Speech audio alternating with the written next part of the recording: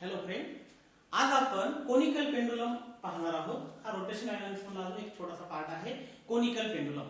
आपला simple pendulum माहित आहे. सिंपल पेंडुलम मध्ये काय असते? एक हेवी पॉइंट मास आहे. It is suspended from rigid support. Is suspended from rigid support. आणि कशाचा आहे बांधतो आपण त्याला? Light inextensible string. Light inextensible string. Inextensible string. What is this? This is a heavy point mass. Heavy point mass. त्याला short मध्ये एक नाव आहे, कोणतं? बॉब. आपण जर विचारलं बॉब म्हणजे काय, तर काय सांगायचं? A heavy point mass is called as bob. या heavy point mass ला आपण rigid support ला सस्पेंड केलं. A heavy point mass suspended from rigid support by light inextensible string is called as simple pendulum. Is called as simple pendulum. आणि simple pendulum मध्ये pendulum अशा पद्धतीचं motion घेत राहतो, टू अँड फ्रो. मग आपल्या इथे कोनिकल पेंडुलम मध्ये सगळी डेफिनेशन सेम टू सेम घ्यायची. आपण सिंपल पेंडुलमची डेफिनेशन काय लिहू शकतो? अ हेवी पॉइंट मास. आपलं सिंपल पेंडुलमची डेफिनेशन माहिती असेल तर a heavy point mass suspended. ज्या गोष्टी आपण केल्या ते पाहू आपण. काय केलं आपण? एक हेवी पॉइंट मास घेतला, सस्पेंडेड फ्रॉम, लिहून टाकू, suspended from rigid support. Suspended from rigid support by कशा साइन बांधलं? Light inextensible string. Light, inextensible string. या डेफिनेशनला म्हणतात सिंपल पेंडुलम. आता आपला कोनिकल पेंडुलम मध्ये काय होतं? हा जो पेंडुलम आहे, हा जो हेवी पॉइंट मास आहे, तो अशा पद्धतीचं मोशन घेतो. कोणतं? Horizontal circular motion. आणि नुसतं circular motion, horizontal circular motion घेत नाही, सोबत त्याची स्पीड कशी असते? कॉन्स्टंट. म्हणजे आपण असं म्हणू शकतो की heavy point mass suspended from rigid support by light inextensible string is revolve in a horizontal circular motion with constant speed.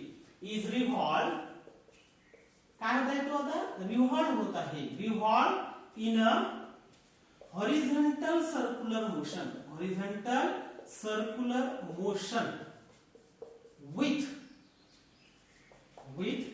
constant speed. With constant speed is called as conical pendulum. Is called as conical pendulum.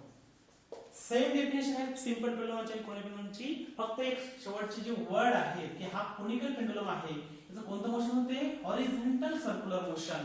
आणि horizontal circular motion सोबतच याची speed कशी असते? Constant असते. आता आपला जो conical pendulum आहे तो या मोशनने फिरून राहिला. कोणतं मोशन आहे? Horizontal circular motion. आता हे कोनिकल पेंडुलम मध्ये हा काय आहे? आपला heavy point mass, that is called as the bob. It's called as a bob. त्या बॉबचं मास किती असेल मग? m. Is revolved in a horizontal circular motion with constant speed in a circular motion of radius किती असते त्याची? r. Okay, तर हा आहे. This is the length of conical pendulum. L is the length of conical pendulum. मग ही काय झाली त्याची? हाईट. ही काय झाली त्याची? हाईट. आणि रेडियस किती घेतली आपण? r. इथे एक अँगल तयार केला. It makes an angle with the vertical. Theta is the angle made by this conical pendulum, made by this bob with the vertical. Okay, तर आपण आता इथे एक्सप्रेशन पाहणार आहोत. एक्सप्रेशन पाहणार आहोत आपण अँगुलर स्पीड आणि trade off conical pendulum. Trade off conical pendulum, त्यानंतर फ्रिक्वेन्सी पण आपण काढू शकतो. ओके, तर आपण पुढे पाहू आता एक्सप्रेशन कसं पाहायचं. तर पाहिजे डेफिनेशन पुन्हा पाहून घेऊ आपण. What is this? A heavy point mass suspended from rigid support bye a light inextensible string is revolved in a horizontal circular motion with constant speed is called as conical pendulum. Is called as conical pendulum. आता conical pendulum चे expression पाहायचं म्हणजे आपल्याला काय माहित पाहिजे? Heavy point मास पाहिजे. Heavy पॉइंटचं मास किती आहे? Small m. नंतर तो रिव्हॉल्व होणार आहे कोणत्या मोशननं? Horizontal circular मोशननं. आता आपण कोनिकल पेंडुलमचं एक्सप्रेशन पाहू. अँगुलर स्पीड कशी काढतात ते. Consider a heavy point mass. Consider a heavy point mass of mass m is revolved in a horizontal circular motion with constant speed. With constant speed. आणि याचा radius किती आहे? Let r be the radius of horizontal circular motion. L be the length of string of conical pendulum. नंतर h is the height, theta is the angle made by the string with the vertical. इथपर्यंत आपल्या गोष्टी माहित आहेत. आपण याला लागलं नाव देऊ. A, this position is called as B and this position is called as the C. आता at any position C,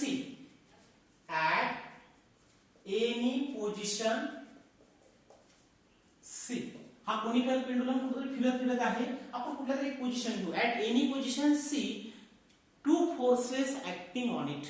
आपल्या सर्क्युलर मोशन किंवा रोटेशनल डायनामिक्स मध्ये दोन फोर्सेस, तीन फोर्स ऍक्ट होतात.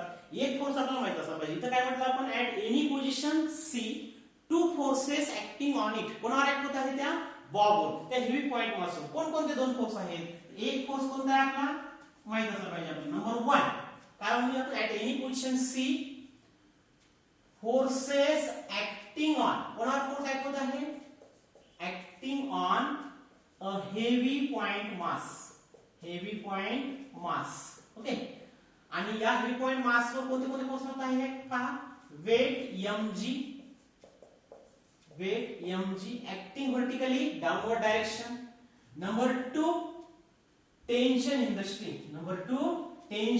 string. Tension T in the string. आणि टेन्शनची direction कोणीकडे असते? Towards the point of suspension. Okay. आता काय केलं आपण, at any position to forces acting on it. कोणकोणते? वेट mg आणि number 2 tension in the string. आता टेन्शन टी ला आपण दोन पार्ट मध्ये रिझॉल्व करू. Now tension T can be resolved into two components. Tension T ला आपण आता दोन पार्ट मध्ये रिझॉल्व करू. कोणकोणते? नंबर 1 एक असेल टी साइन थीटा आणि दुसरं कोणतं आहे? T cos theta. एका हॉरिझॉन्टल कंपोनंट, दुसरं कोणतं आहे? Vertical component. पहा टी साइन थीटाची हा टी आहे. याचे दोन कंपोनंट आपण या ह्याच्यामध्ये करू. एक हा आणि हा दुसरा. एकाचं नाव आहे टी कॉस थीटा आणि दुसऱ्याचं नाव काय आहे? T sine theta. ओके. हा अँगल थीटा असेल तर हा सुद्धा किती अँगल असला पाहिजे? थीटा. आणि थीटाची ऍडजस्टंट साइड जो असतो that's called as the cos component, T cos theta. हा जर टी कॉस थीटा असेल तर हा काय आहे? T sine theta. आता पुढे आपल्याला माहिती आहे फ्रॉम डायग्राम. इथपर्यंत समजलं आपल्याला. काय सांगितलं? Consider a heavy point mass m is revolved in a horizontal circular motion of radius r with constant speed. Let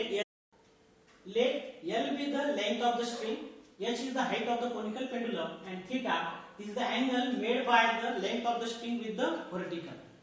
आणि आपण इथे काय पाहिलं की t sin theta is the horizontal component and t cos theta is the vertical component. t sin theta is the horizontal component. कोणाचा component आहे हा? Tension T चा. त्यानंतर हा कोणता आहे? Vertical component of tension T. आणि टेन्शन टी ची नेहमी डायरेक्शन कोणती असते? Towards the point of suspension. A, this position B and this is the C. आता या डायग्राम मध्ये काय सांगता येईल आपल्याला? फ्रॉम दिस डायग्राम आता बाकी आपल्याला समजलं की weight mg balances T cos theta. T sine थीटाचं काम काय आहे? To provide necessary centripetal force. From diagram आपल्याला लक्षात आलं पाहिजे. प्रत्येक एक्सप्रेशन मध्ये या रोटेशन डायनामिक्स मध्ये अशा जवळपास सारखं आहे. कोणतं कोणाला बॅलन्स करत आहे? एकाचं काम काय आहे? To provide necessary centripetal force. From diagram T cos theta काय करत आहे? बॅलन्स करत आहे. कोणाला? वेट mg ला. आणि टी साइन थीटाचं काम काय आहे? To provide necessary centripetal force. आपण इथे काय करणार? पहिले T sine theta provide.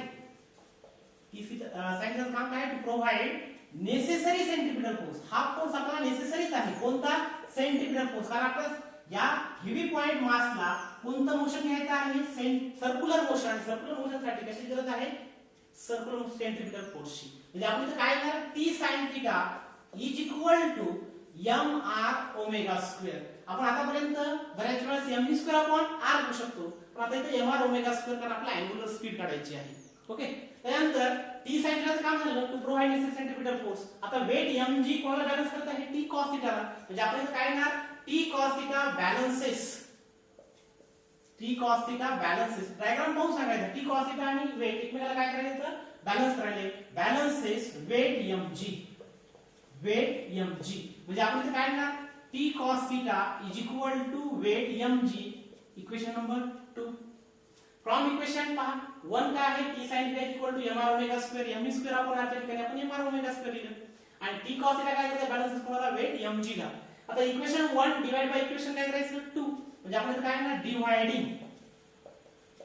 Dividing equation 1 by equation 2.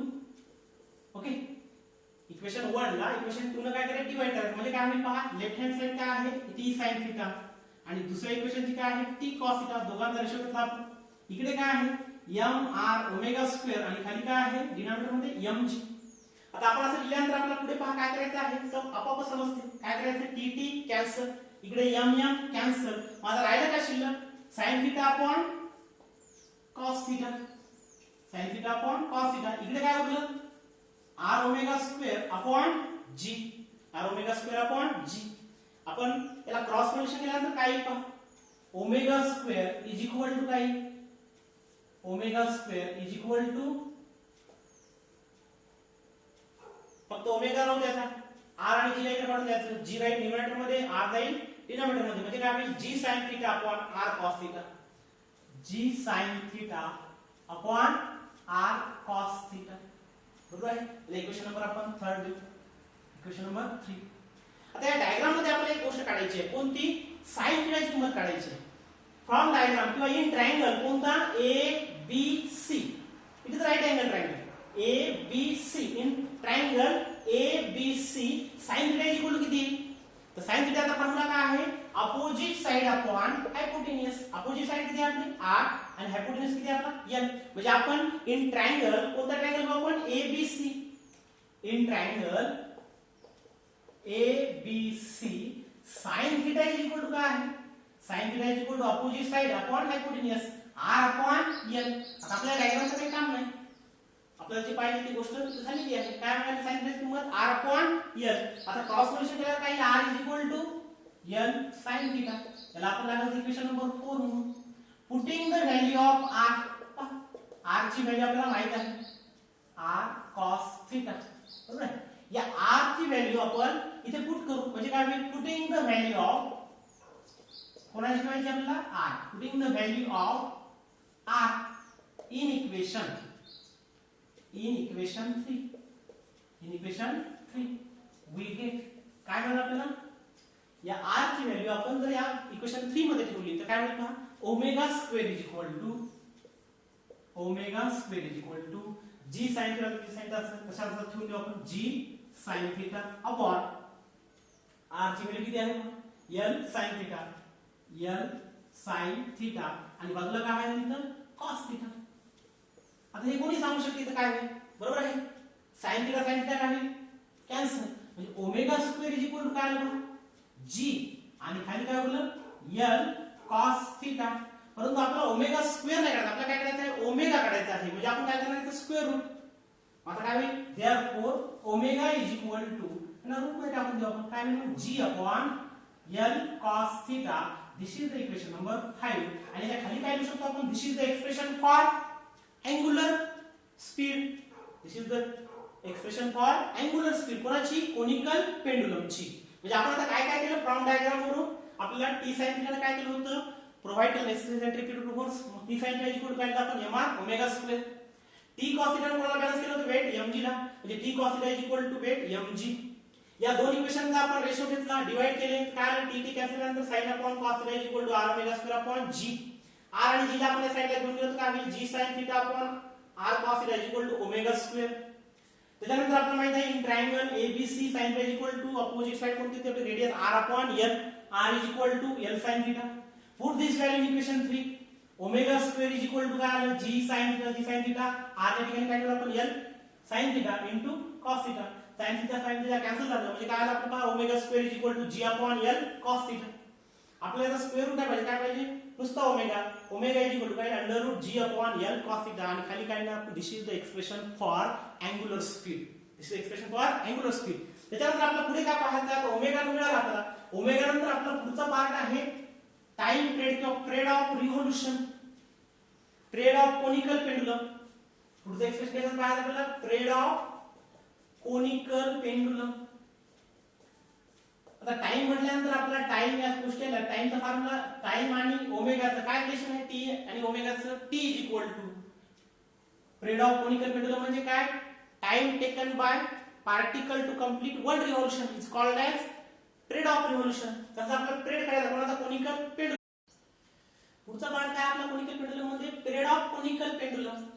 Period of conical pendulum म्हणजे काय टाइम टेकन बाय पेंडुलम किंवा time taken by heavy point mass to complete one revolution is called as period of conical pendulum.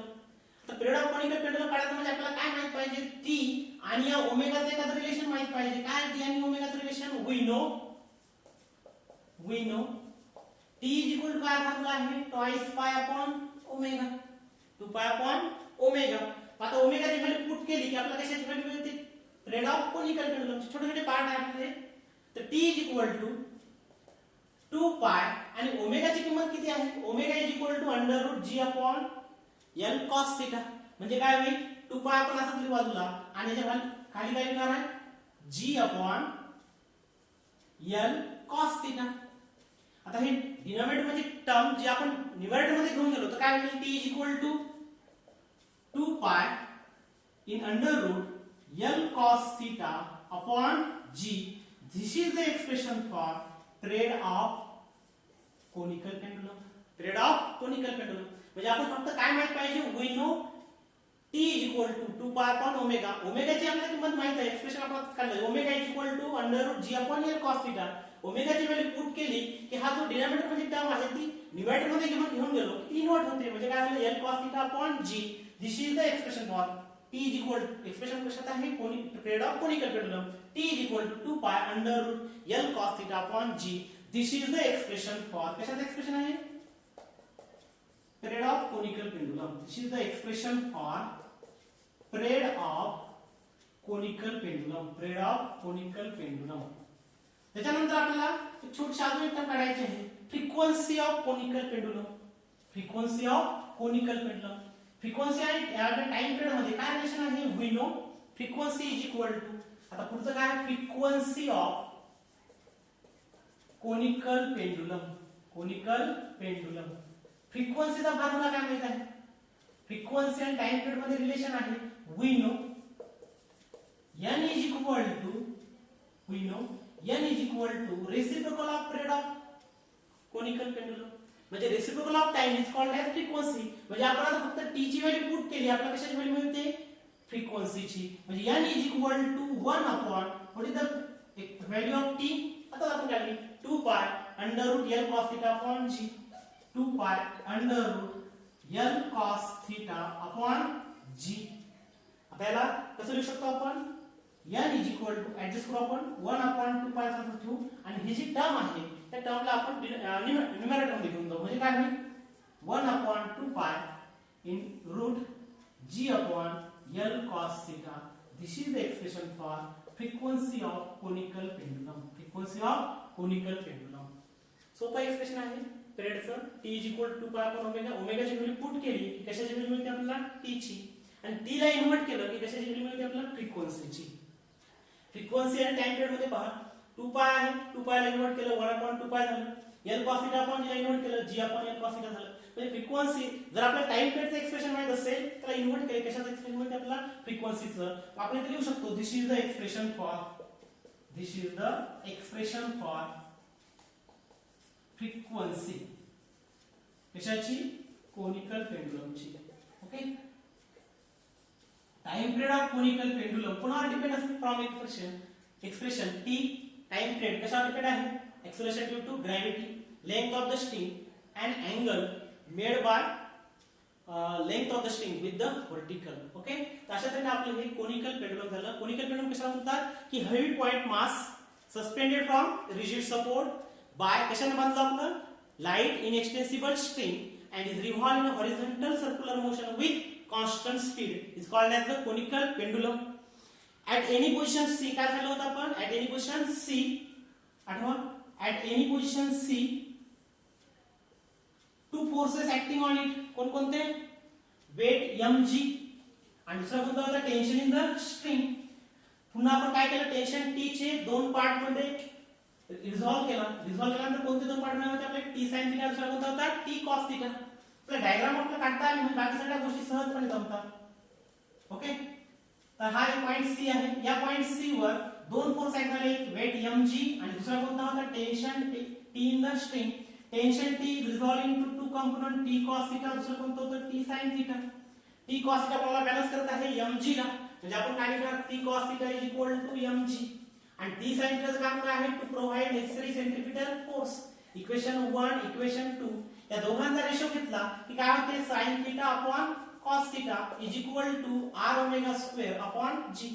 त्याच्यानंतर आपल्याला याच्यावर omega square ची value मिळते, काय मिळते g sin theta upon r cos theta. Omega is equal to under root g sin theta इथे करू शकतो आपण r cos थीटा. पुन्हा या ट्रायंगल मध्ये एबीसी मध्ये आपण थीटाची किंमत काढणार, sin theta is equal to r upon l, म्हणजे r इज इक्वल टू काही l cos थीटा. r च्या ठिकाणी जर आपण l cos थीटा ठेवलं, sorry l sin theta, sin theta काय होईल कॅन्सल, म्हणजे ओमेगा इज इक्वल टू काय under root g upon l cos theta. आणि ओमेगा मिळाला की t चा फॉर्म्युला माहिती आहे 2 पाय अपॉन ओमेगा आणि t ला इन्व्हर्ट केले काय मिळते आपल्याला फ्रिक्वेन्सी. असं सोपं एक्सप्रेशन आपल्या कोनिकल पेंडुलमचं. थँक्यू.